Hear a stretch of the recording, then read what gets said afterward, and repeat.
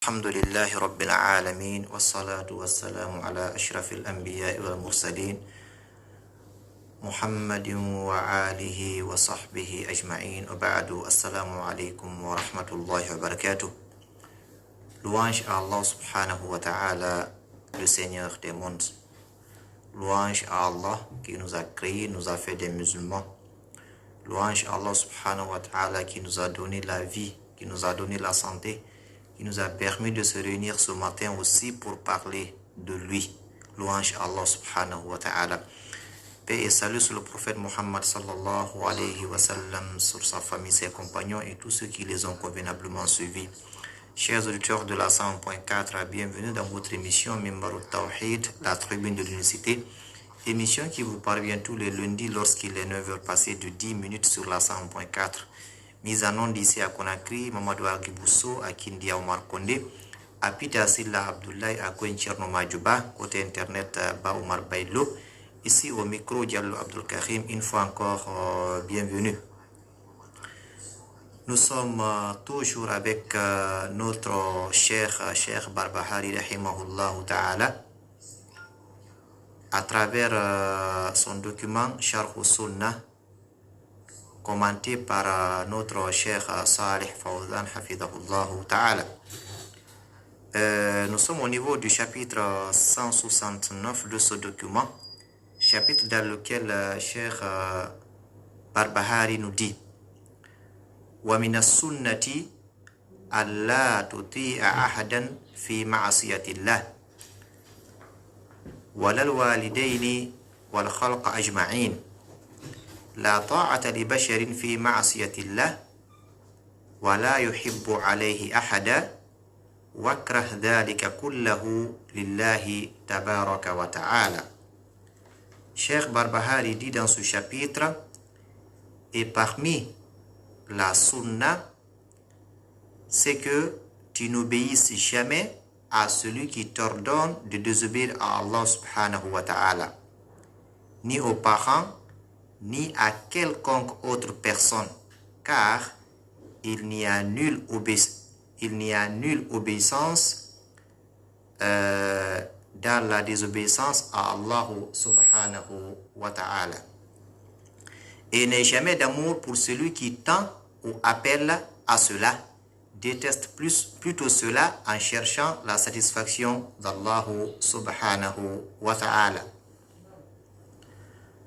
Alors, c'est le chapitre 169, comme je l'ai dit, de ce document Sharh Sunnah.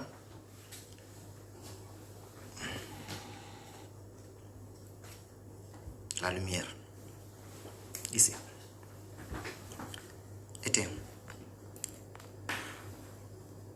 Voilà, donc je disais, et parmi la Sunna, c'est que tu n'obéis jamais à celui qui t'ordonne de désobéir à Allah subhanahu wa ta'ala, ni aux parents, ni à quelconque autre personne.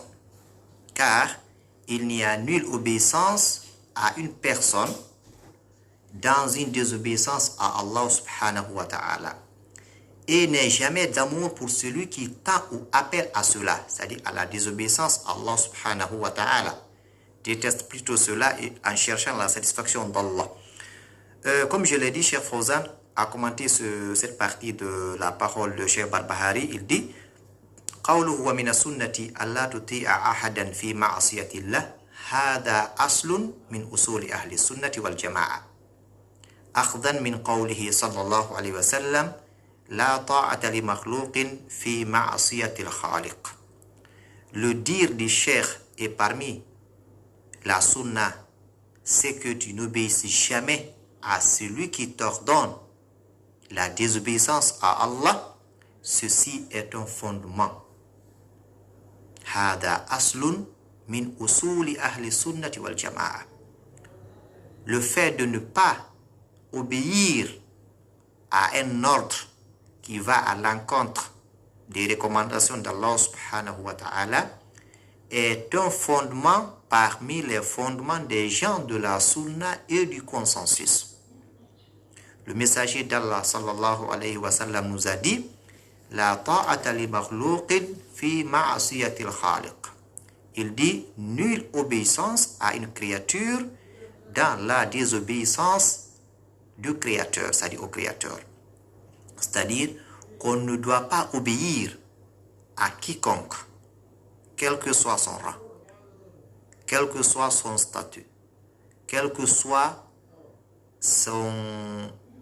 le lien de parenté qui vous lie, quel que soit l'amour que tu as pour la personne, quel que soit le respect que tu as pour la personne, tu ne dois pas l'obéir lorsqu'il s'agit de la désobéissance à Allah subhanahu wa ta'ala. Car aucune recommandation, aucun ordre n'est au-dessus des ordres d'Allah subhanahu wa ta'ala.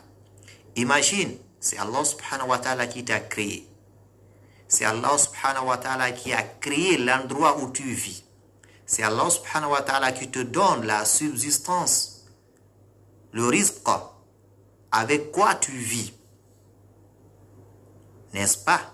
Allah subhanahu wa ta'ala a plus de droits sur toi. N'est-ce pas? Les recommandations d'Allah subhanahu wa ta'ala doivent être respectées et obéies plus que toute recommandation ou tout autre ordre.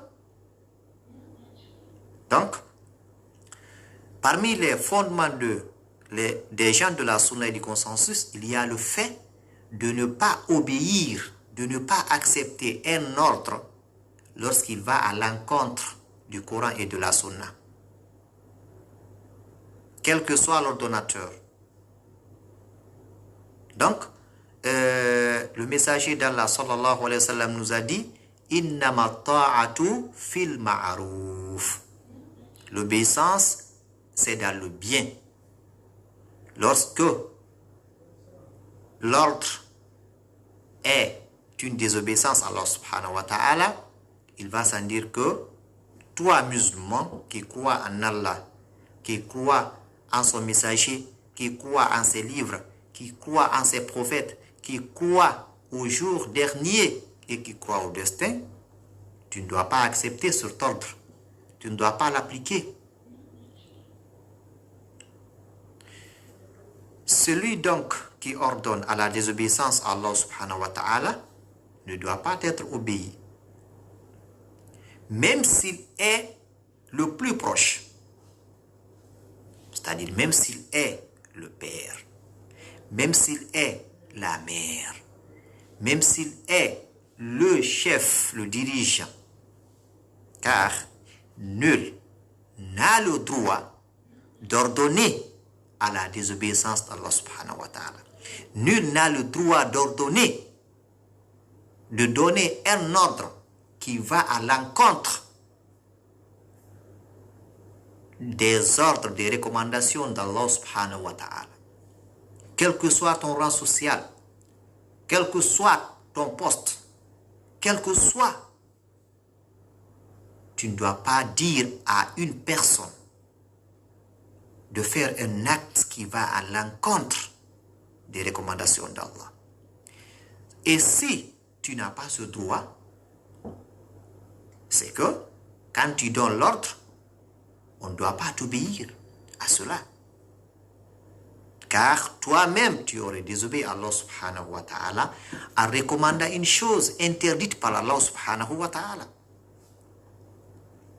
Alors, chacun de nous doit savoir qu'est-ce qu'il faut ordonner. Chacun de nous doit savoir ce qu'il faut ordonner. Après, avant de donner un ordre, avant de donner une recommandation, avant de mettre quelqu'un sur une tâche, cherche d'abord à savoir quel est le rapport qui existe entre cet ordre, entre cette recommandation, entre cette tâche et les recommandations divines. Le Coran et la Sunna du prophète sallallahu alayhi wa sallam. Allah subhanahu wa ta'ala, parlant des juifs et des chrétiens, il nous dit dans ce verset « Ittakhadhu ahbarahum wa ruhbanahum arbaban min dunillah » Ittakhadhum arbaban. كيف هذا؟ لأنهم أطاعوه أو أطاعوهم في معصية الله. هذا هو السبب. Allah nous dit dans ce verset, ils ont pris leur rabbin et leur moine comme seigneur en dehors d'Allah subhanahu wa ta'ala. Comment prendre quelqu'un comme seigneur? Ceci, c'est quand ils ont obéi à ces rabbins, à ces moines dans la désobéissance à Allah. Allah les a qualifiés comme ça. Allah les a considérés comme s'ils avaient pris ces rabbins et ces moines comme des seigneurs. Ittakhadhu ahbarahum wa ruhbanahum arbaban min dunillah. Donc, quand tu obéis à quelqu'un dans la désobéissance à Allah subhanahu wa ta'ala, c'est que tu l'as pris comme un seigneur. Et ceci est très grave. Alors que celui qui ordonne et que celui qui exécute cet ordre, que ces deux fassent beaucoup attention. Car le premier aurait pris la place d'Allah subhanahu wa ta'ala et le second aurait adoré autre qu'Allah subhanahu wa ta'ala en exécutant cet ordre qui va à l'encontre des recommandations divines. Et quand le cheikh nous dit walal walidaini walal khalqa ajma'in, il dit ni aux parents. Donc, il n'y a pas d'obéissance dans la désobéissance à Allah, ni aux parents, ni à quelconque autre personne. Et cela, on ne le dit pas simplement parce qu'on veut le dire, mais plutôt parce que ce qui est indiqué dans le Coran. Allah nous dit dans la sourate Luqman, il dit وَوَصَّيْنَا الْإِنسَانَ بِوَالِدَيْهِ حَمَلَتْهُ أُمُّهُ وَهْنًا عَلَى وَهْنٍ وَفِصَالُهُ فِي عَامَيْنِ أَنِ اشْكُرْ لِي وَلِوَالِدَيْكَ إِلَيَّ الْمَصِيرُ وَإِنْ جَاهَدَاكَ على أن تشرك بي ما ليس لك به علم فلا تطعهما وصاحبهما في الدنيا معروفا أو وصاحبهما نعم في الدنيا معروفا واتبع سبيل من أناب إليه. Allah dit dans ce verset, il dit nous avons recommandé à l'homme la bienfaisance envers ses pères et mères. Il faut être bienfaisant. Il faut être bon envers tes parents. Il ne faut pas insulter tes parents. Il ne faut pas laisser tes parents souffrir, être affamés, être assoiffés. Il faut œuvrer, il faut travailler pour tes parents. C'est très important. C'est leur droit.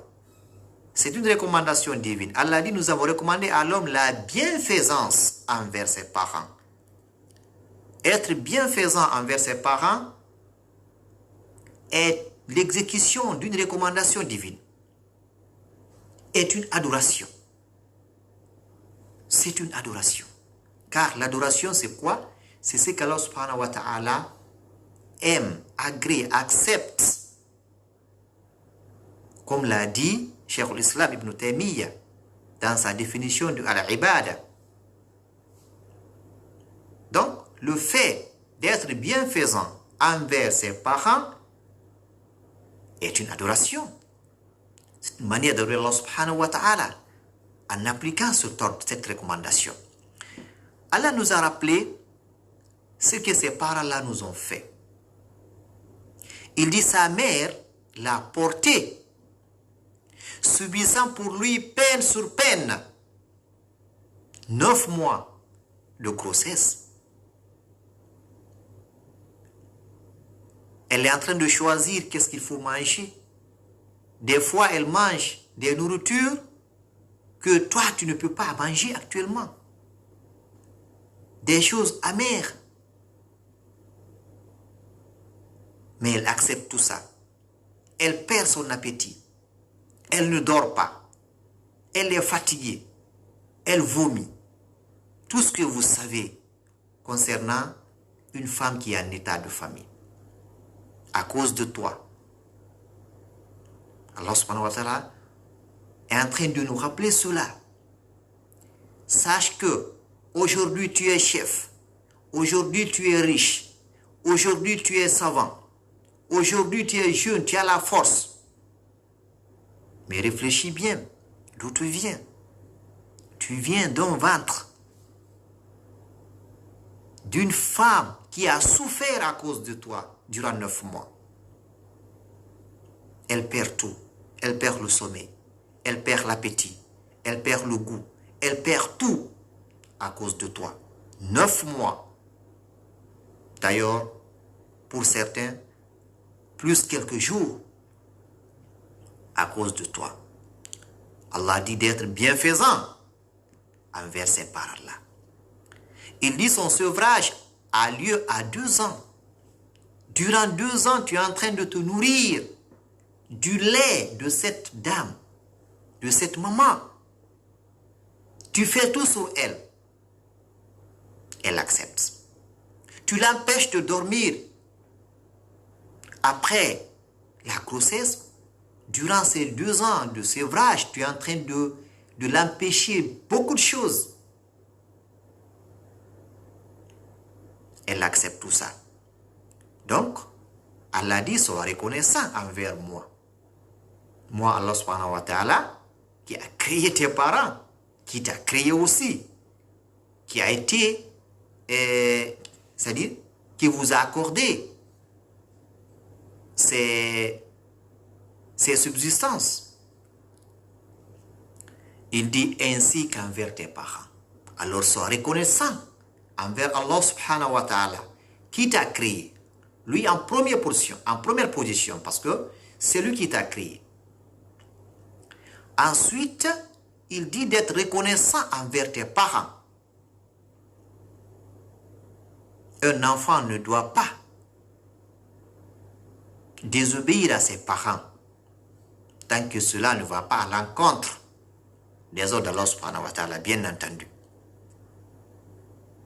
Et nous espérons que nos parents ne nous recommandent pas des choses qui vont à l'encontre. Et tant que cela n'est pas fait, tu dois obéissance obligatoire à tes parents. Tu ne dois même pas leur dire ouf. Wala taqul lahuma uffin. Wala tanharhuma. Le mot le plus petit, de dire ouf, oh, je suis fatigué. Tu ne dois pas le dire. Si tu réfléchis bien, bien entendu, si tu comprends bien ce verset, Allah subhanahu wa ta'ala est en train de nous rappeler pourquoi nous devons être bienfaisants envers nos parents, pourquoi nous devons être reconnaissants envers ses parents. Ta mère, sa mère l'a porté, subissant pour lui peine sur peine. Allah lui-même, c'est-à-dire qu'il témoigne que cette dame a souffert à cause de toi. Son sevrage a lieu à 2 ans. Durant 2 ans encore. Donc disons 3 ans. Tu es en train de faire souffrir cette dame. Cette maman. Allah te dit, sois reconnaissant envers moi, ainsi qu'envers tes parents. Vers moi est la destination. Ensuite, il va nous dire, parce que là c'est comme si on devait maintenant une obéissance absolue à ses parents.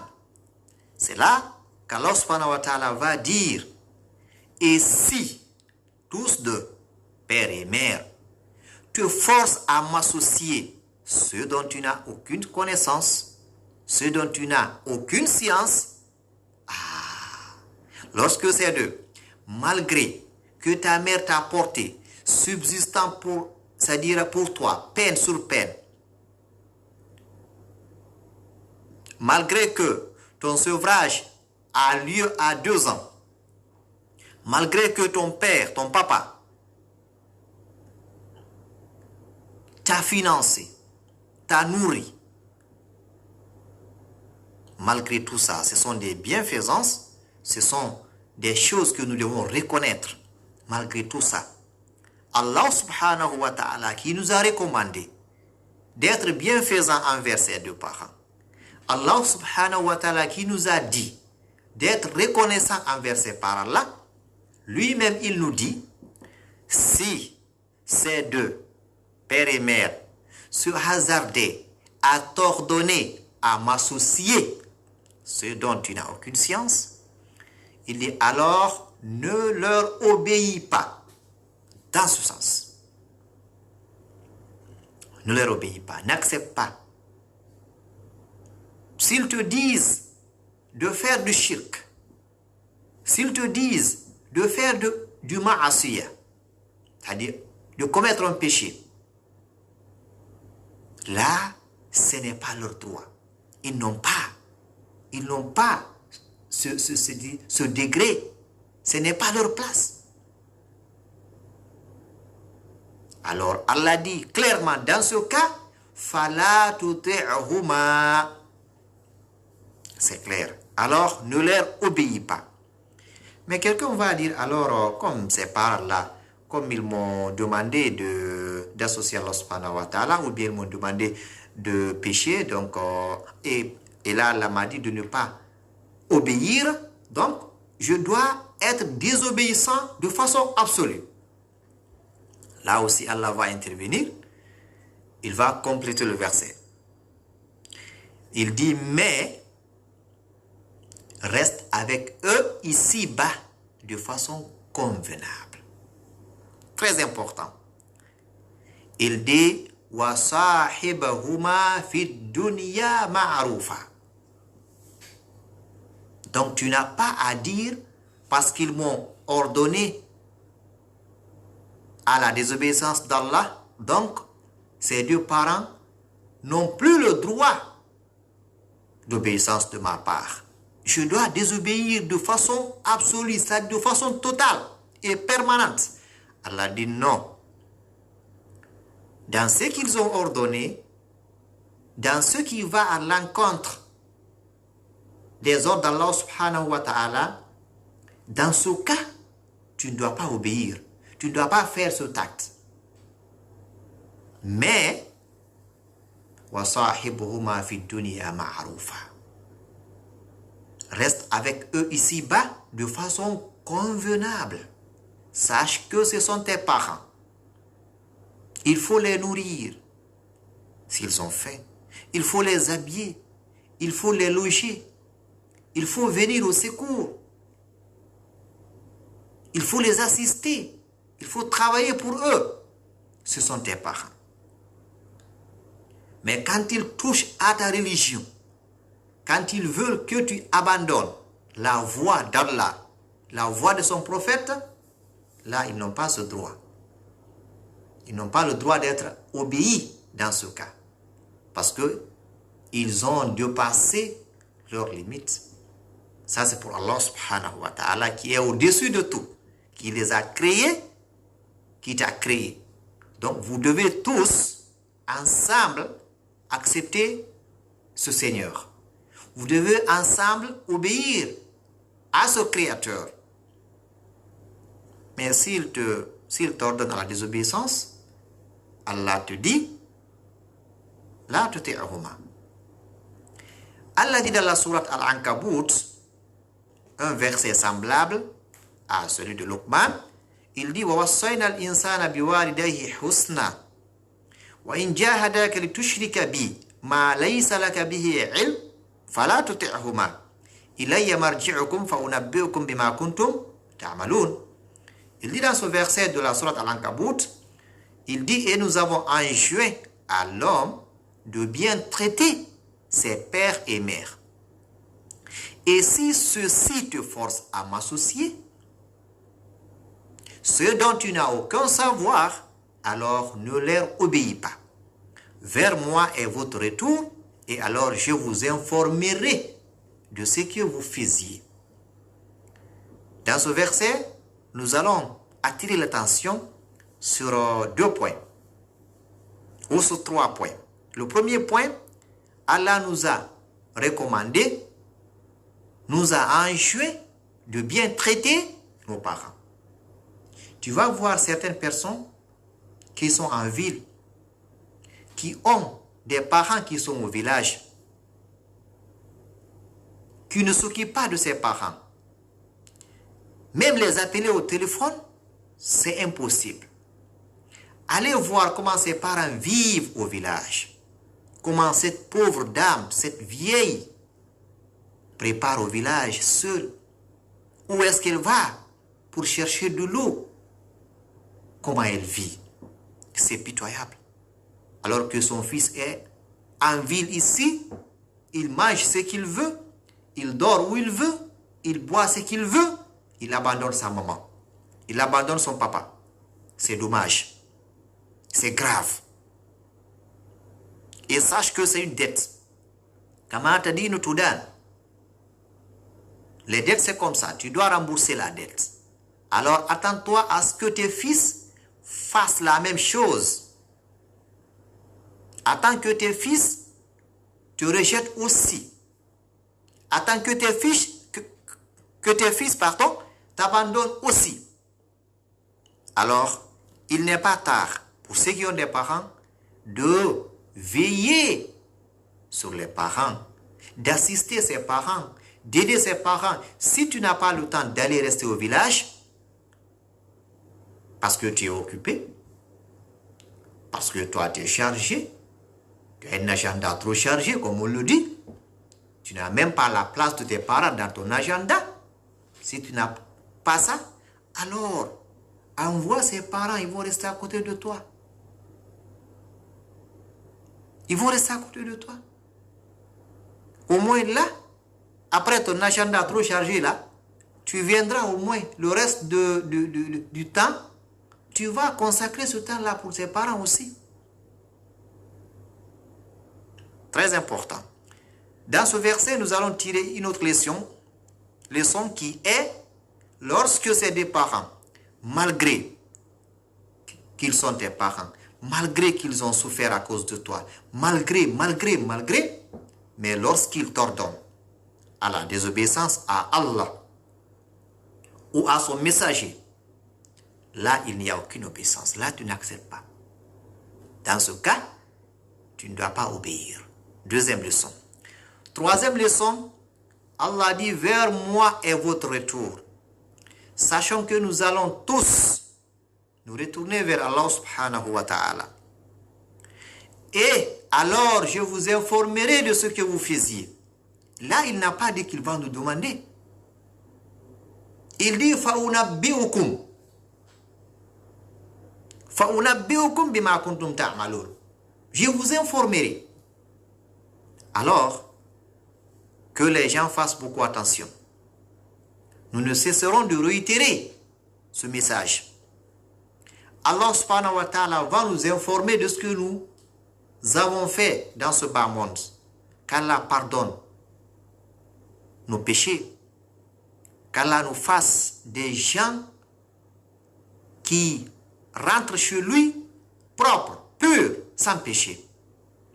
Mais sache que l'injustice que tu es en train de commettre, sache que la trahison que tu es en train de faire, sache que les détournements que tu fais, que ce soit des deniers publics ou privés, sache que tu vas rendre compte. Ton pouvoir, ta force, ta richesse, c'est pour ce bas monde. Ce n'est pas pour Allah subhanahu wa ta'ala. Ce n'est pas pour l'au-delà. Même si tu viens avec le monde rempli d'or et de diamants, Allah ne veut pas. C'est lui qui a créé tout ça. Donc il n'a pas besoin de ça. Alors réfléchissons. Réfléchissons avant d'agir. Toi qui restes dans ton coin là-bas, en train de manipuler les choses pour que les uns tombent sur les autres, pour que les uns insultent les autres, pour que les uns détruisent les biens des autres, pour que les uns haïssent les autres, pour qu'il y ait désaccord, pour qu'il y ait désordre, pour qu'il y ait de l'anarchie, pour qu'il y ait de la désobéissance publique, pour qu'il y ait de la guerre, qu'Allah nous en préserve. Toi qui es en train de manipuler cela dans ton bureau, dans ton coin là-bas, sache que tu vas mourir. Tu seras un jour habillé dans un linceul blanc que toi-même tu n'as pas acheté, que les gens ont cotisé pour toi. et tu seras bien emballé dans cet habit et mis dans une tombe obscure. On ne met pas tes moquettes là-bas. Il n'y a pas d'ampoule. Il n'y a pas de climatiseur. Il n'y a rien d'autre. Tu ne seras même pas entré dans ta cour. Imagine que quand tu meurs, on va te faire descendre de l'étage pour te mettre dans la douche. C'est là où tu dois passer la nuit. Toi le patron, toi le chef, toi le tel, le chef, toi. Sache que ce jour, tu perds d'abord le nom. L'excellence là, tu perds cela. On ne va jamais dire que c'est l'excellence qui est couchée comme ça, mort. Non. Le mot de feu va venir. Ensuite, ça vient le mot feu tel, etc., etc. Alors, réfléchis bien ce que tu fais. Il n'est pas encore tard. Babu Tauba mazala maftuhan. La porte du repentir est encore grandement ouverte pour toi. Ce entre toi et Allah subhanahu wa ta'ala, prie, lève-toi, prie, demande pardon. Si tu sais que tu as fait ces choses pareilles. C'est très important, ce sont des leçons que nous avons tirées de ce verset. Et si Allah nous dit de ne pas obéir à ses parents s'ils nous ordonnent à désobéir à Allah subhanahu wa ta'ala, que dire maintenant du reste? Donc ça veut dire que tout le monde est rentré. Et le cheikh nous dit وَلَا يُحِبُّ عَلَيْهِ أَحَدًا وَكْرَ ذَلِكَ كُلَّهُ لِلَّهِ تَبَارَكَ وَتَعَالَى. Il dit, et n'est jamais d'amour pour celui qui tend et appelle ou appelle à la désobéissance à Allah subhanahu wa ta'ala. Il ne faut pas aimer cette personne. Déteste plutôt cela en cherchant la satisfaction d'Allah subhanahu wa ta'ala. Cela signifie quoi? Comme l'a dit Cheikh Fawzan, il dit qu'il ne faut pas aimer la désobéissance à Allah subhanahu wa ta'ala, ni celui qui l'ordonne. Il faut plutôt le détester, détester le mal. Le messager d'Allah sallallahu alayhi wa sallam nous a dit Man ra'a minkum munkaran falyughayyirhu biyadi fa in lam yastati' fa bilisani fa in lam yastati' fa biqalbi wa dhalika adhafu al-iman. Il dit celui d'entre vous qui voit le mal, qu'il le change, qu'il le corrige par sa main. Et s'il n'est pas capable de corriger ce mal par la main, qu'il le fasse alors par sa langue, qu'il dénonce, qu'il conseille. Et si cela n'est pas possible, qu'il le fasse par son cœur, c'est-à-dire qu'il le déteste, qu'il déteste le mal, au moins par le cœur. C'est là, c'est-à-dire le plus faible de la foi. Donc si tu ne détestes pas le mal par le cœur, sache que c'est grave pour toi. Et là, on va, dans ces quelques minutes qui restent, parler un peu de la meilleure manière d'ordonner le bien et de repousser le mal. Parce que là, c'est très important. Il ne s'agit pas seulement de dire, bon, moi je peux corriger ça, ou bien moi je peux ordonner ceci, moi je peux corriger cela. Non, il faut savoir comment est-ce qu'il faut corriger. As-sabilul amsal lil amri bil ma'ruf wa nahy anil munkar. La meilleure manière d'ordonner le bien est d'interdire le mal. Et là, nous allons prendre une réponse que notre éminent cheikh Ibn Baz, rahimahullah ta'ala, a donnée quand il a reçu cette question, qui disait, donnez-nous le conseil, cheikh, sur la meilleure manière d'ordonner le bien et de réprouver le mal. Le cheikh nous dit, dans cette réponse, il a commencé par ce verset qu'Allah subhanahu wa ta'ala nous a dit dans le Coran. Il dit, Allah subhanahu wa ta'ala a exposé la manière d'appeler les gens à l'islam. Et ce qu'il convient au prédicateur de faire quand il dit قُلْ هَذِهِ سَبِيلِي أَدْعُوا إِلَى اللَّهِ عَلَى بَصِيرَةٍ ana wa man ittaba'ani. Dis, voici ma voix. J'appelle les gens à la religion d'Allah. Moi et ceux qui me suivent, nous basons sur une preuve évidente. À la basira. Celui qui invite à l'islam doit donc avoir de la science. Il doit avoir des preuves évidentes de ce à quoi il invite et de ce qu'il interdit. Il ne doit pas se lever seulement dire que ceci n'est pas permis en islam. C'est grave. Il faudrait que cela soit basé sur une preuve qui est authentique. S'il se lève seulement, il parle, il va parler sur Allah sans science. Il doit vouer ce tact sincèrement à Allah subhanahu wa ta'ala et non pas une école de pensée. Ce sont les paroles de Cheikh Ibn Baz. Donc de ne pas vouer ce tact, ça le fait d'ordonner le bien ou d'être le mal, de ne pas vouer cela à une école de pensée, ni à l'avis d'un tel ou d'un tel, mais il doit le faire pour Allah subhanahu wa ta'ala seul. Il doit chercher la récompense d'Allah subhanahu wa ta'ala dans ce qu'il fait. C'est très important. Il cherche ainsi à ce que les gens se réforment. Et pour cela, il est indispensable qu'il possède la sincérité al-ikhlas et la science al-ilm. Pour ordonner le bien, interdire le mal, on doit avoir deux choses. On doit avoir al-ikhlas, la sincérité. Il faudrait que tu sois sincère dans ce que tu fais. Tu fais pour Allah subhanahu wa ta'ala. Pas pour te faire plaire, pas pour que tu sois aimé, pour que tu sois chef, pour que tu sois quelqu'un à qui on obéit. Non. Tu cherches à ce qu'Allah subhanahu wa ta'ala soit obéi. Donc, al-ikhlas. Deuxièmement, il faut avoir la science, al-ilm. Car Allah subhanahu wa ta'ala nous a dit Ud'u ila sabili rabbika bil hikmati wal maw'izati al hasana wajadilhum billati hiya ahsan. Il dit par la sagesse et la bonne exhortation, appelle les gens au sentier de ton Seigneur et discute avec eux de la meilleure façon. De la meilleure façon. Ceci est un exposé de la manière de prêcher. Il faut que cela soit fait avec sagesse, c'est-à-dire une science de ce qu'Allah a dit et de ce que le prophète a dit. Il faut savoir ce qu'Allah a dit, il faut savoir ce que le prophète a dit. Et tu appelles les gens à cela. La science a été désignée par la sagesse ici car elle repousse le faux et aide à suivre la vérité. Ce sont toujours les paroles de notre cher Ibn Baz. Il dit cette science doit être accompagnée d'une bonne exhortation. Wajadilhum billati hiya ahsan. Il n'a pas dit Hassan, il dit Ahsan, ismu tafdil. Donc, de la meilleure des manières.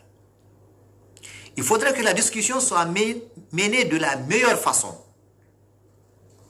Lorsque cela est nécessaire, bien entendu.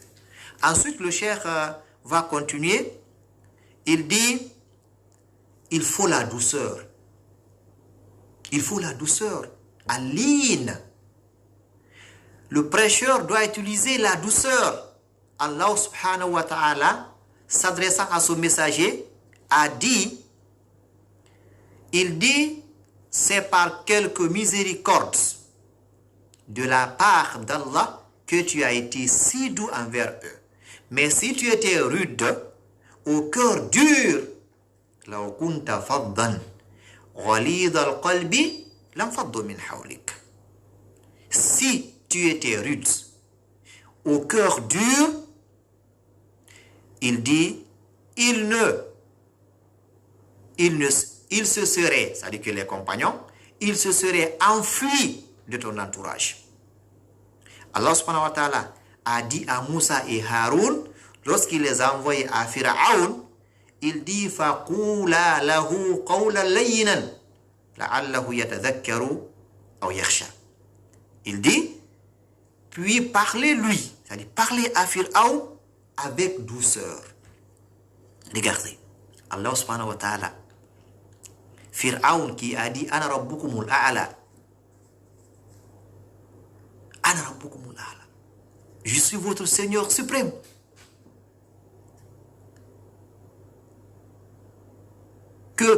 aucune créature n'a dit, aucune personne n'a dit que je suis le Seigneur. Et Pharaon a osé dire cela. Aucune autre n'a osé dire. Il dit, je suis votre Seigneur suprême. Dans un autre verset, il dit, je ne connais pas autre Seigneur pour vous que moi. Tout ça sont des paroles graves. Mais malgré tout ça, lorsqu'Allah subhanahu wa ta'ala a envoyé Moussa et Haroun à ce désobéissant, Allah dit faqula lahu qawlan layyinan. Il dit parlez-lui avec douceur. Peut-être se rappellera-t-il ou me craindra-t-il. Et le messager nous a dit inna rifqa la yakunu fi shay'in illa zana wa la yunza'u min shay'in illa shana. Rawahu Muslim. Il dit man yuhramu rifqu yuhramu al-khayru kullu. Rawahu Muslim. Il dit la douceur n'est pas ajoutée à une chose sans l'embellir. C'est-à-dire que quand il y a la douceur dans une chose, la douceur embellit la chose, facilite la chose. Il dit, et elle n'est retirée d'une chose sans l'aller dire, c'est-à-dire rendre la chose laide, vilaine. Raison pour laquelle nous qui appelons les gens vers cette religion, sachons utiliser cette douceur pour se conformer à ces paroles du prophète, pour se conformer à ce Coran qui a dit à ces grands prophètes de parler avec douceur à son ennemi qui est Pharaon. Allah est juste. Le messager dit, celui qui est privé de douceur est privé de tout bien. Man yuhramu rifqu yuhramu al-khayru kullu. C'est ça l'islam. L'islam, c'est cette douceur. L'islam, c'est pas la violence. L'islam, c'est pas la force. L'islam, c'est les douceurs, c'est cette douceur. Al-lin. L'islam, c'est al-hikma, la sagesse. Le prédicateur doit donc chercher la vérité. Il doit appeler les gens avec douceur. Il doit s'efforcer de vouer son œuvre pour Allah subhanahu wa ta'ala. C'est ça l'islam, ce sont là les valeurs de l'islam. L'islam prône la paix, l'islam prône l'entente, l'islam prône l'entraide, l'islam prône l'amour entre les musulmans. L'islam déteste la violence, l'islam déteste la division. Ce sont là les valeurs de l'islam. Raison pour laquelle, si nous voulons résoudre nos problèmes, nous devons nous retourner vers l'islam. C'est dans l'islam où il y a nos solutions, où il y a les solutions à nos problèmes. C'est l'islam qui te dit d'aimer pour ton prochain ce que tu aimes pour toi-même. Quelle autre religion, quelle autre idéologie, quelle autre pensée, quelle autre théorie est arrivée jusqu'à ce niveau? Il faut aimer pour ton prochain ce que tu aimes pour toi-même. Jusqu'à même dire ta foi n'est pas complète tant que tu ne fais pas cela. La foi avec laquelle nous vivons, la foi qui nous rapproche d'Allah subhanahu wa ta'ala, la foi qui est cause de notre entrée au paradis. Le messager nous dit cette foi-là, elle n'est pas complète tant que tu n'aimes pas pour ton prochain ce que tu aimes pour toi-même. Où allons-nous? Pourquoi nous nous détestons? Pourquoi nous nous querellons? Pourquoi cette division?